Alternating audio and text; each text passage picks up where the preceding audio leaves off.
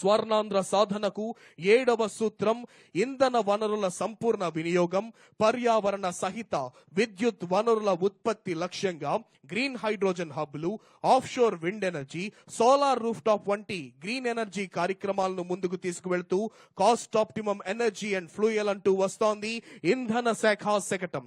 రాష్ట్ర వ్యాప్తంగా integrated clean energy కోసం గ్రీన్ ఎకానమీ మరియు అభివృద్ధి చెందుతోన్న పర్యావరణ వ్యవస్థను సృష్టించడంపై ఆంధ్రప్రదేశ్ ప్రభుత్వం దృష్టి సారించింది.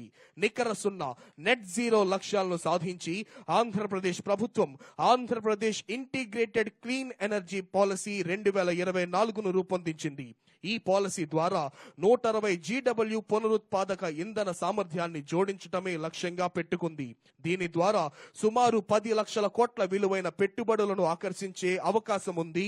తద్వారా ప్రత్యక్షంగా మరియు పరోక్షంగా 7,50,000 మందికి ఉపాధి లభిస్తోంది. స్వర్ణాంధ్ర సాధనకు 8వ సూత్రం ప్రోడక్ట్ పర్ఫెక్షన్. నాణ్యమైన ఉత్పత్తులు, బ్రాండింగ్, హార్టికల్చర్, ఆక్వాకల్చర్, సుగంధ ద్రవ్యాల ఉత్పత్తికి ప్రత్యేక హబ్బులను ఏర్పాటు. ఇందులో భాగంగా మన ముందుకు వస్తోంది ఉద్యాన శాఖ శకటం థీమ్ ప్రోడక్ట్ పర్ఫెక్షన్.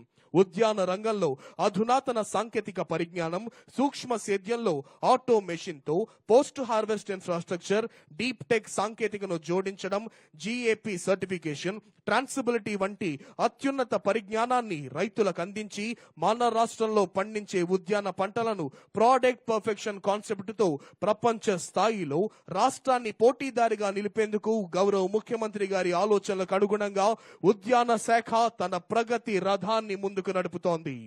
స్వర్ణాంధ్ర సాధనకు 9వ సూత్రం స్వర్ణాంధ్ర. శానిటేషన్, హైజీన్ సౌకర్యాలు, వ్యర్థ పదార్థాల నిర్వహణ, నాణ్యమైన పర్యావరణం ఆంధ్రప్రదేశ్ ప్రభుత్వ లక్ష్యం. ఆంధ్రప్రదేశ్ ప్రభుత్వం రాష్ట్ర వ్యాప్తంగా పారిశుద్ధ్యాన్ని మెరుగుపరచడం ద్వారా జీవన నాణ్యతను మెరుగుపరచడానికి అంకితం చేయబడింది. స్వచ్ఛ భారత్ మిషన్ క్రింద రాష్ట్రం పట్టణ మరియు గ్రామీణ ప్రాంతాలలో మరుగుదొడ్లను నిర్మించడానికి పెద్ద ఎత్తున చొరవను చేపట్టింది.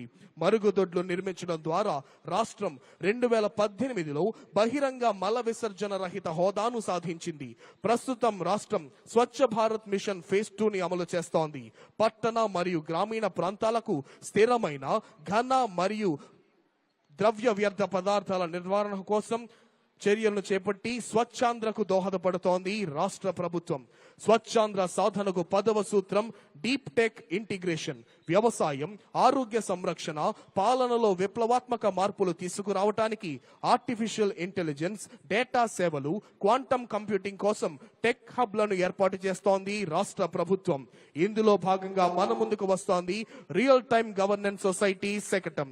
స్వపరిపాలనకు, స్వచ్ఛతకు సాంకేతికతను జోడించి సమయోచిత సేవలందించడమే రాష్ట్ర ప్రభుత్వ లక్ష్యం.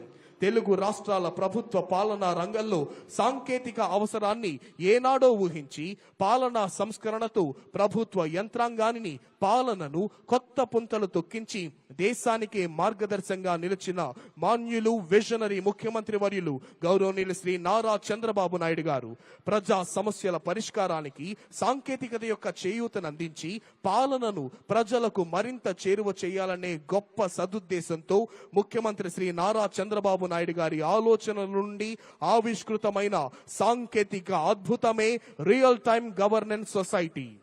ఎప్పటికప్పుడు ప్రజలకు అందిస్తున్న సేవల్లో ఎదురవుతున్న సమస్యలను ఆకలింపు చేసుకొని సాంకేతికతతో నూతన పరిష్కారాలు కనుగొంటుంది RTGS.